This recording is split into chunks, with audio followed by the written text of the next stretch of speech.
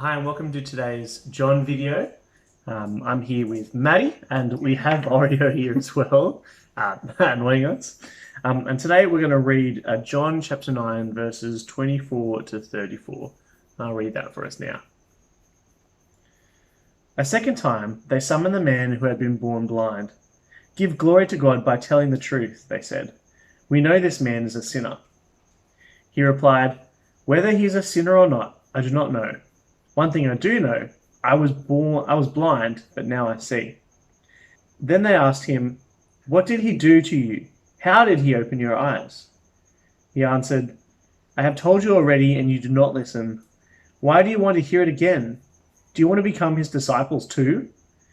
And they hurled insults at him and said, "You are this fellow's disciple. We are disciples of Moses. We know that God spoke to Moses, but as for this fellow, we don't even know where he comes from." And the man answered, "Now that is remarkable. You don't even know where he comes from, yet he has opened my eyes. We know that God does not listen to sinners. He listens to the godly person who does his will. Nobody has ever heard of opening the eyes of a man born blind.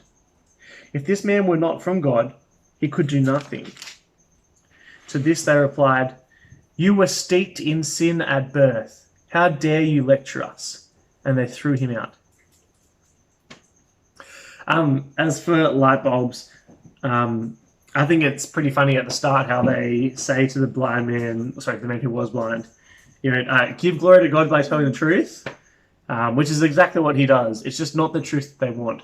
Yeah. What about you? Yeah, I think just being reminded of how set they were in their ways and how determined they were to try and twist everything that Jesus did and try and catch Jesus out for doing something. This is the second time that this guy has come back and kind of explained what's going on. So yeah, I think just being reminded that they're not looking to learn more about Jesus and who he is. They're just set on kind of trying to catch him. Questions? I think we didn't have any questions. No, not really. In this passage. Application.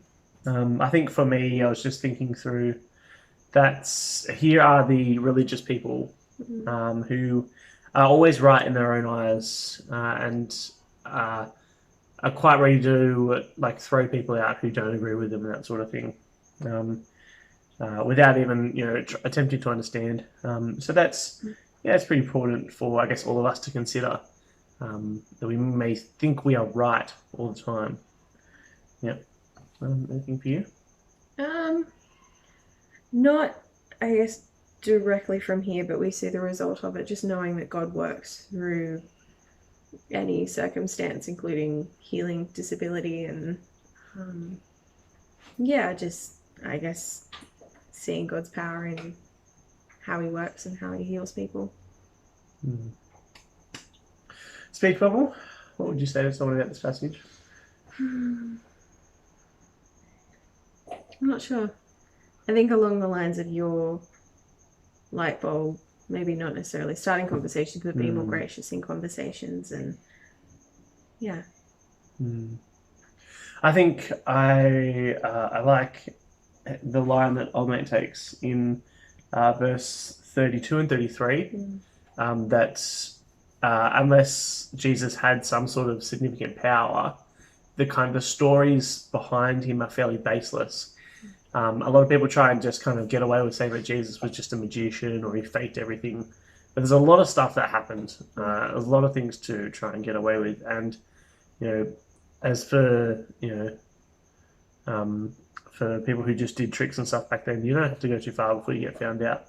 So it's just interesting to think about, how did Jesus do all the things that he did? And what sort of power did he have if he didn't come from God?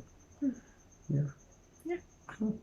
Well, thanks for joining us today. Thanks for joining us through the John videos as well. And this is my last one. I've really enjoyed reading it with all the people I've read with and with you as well.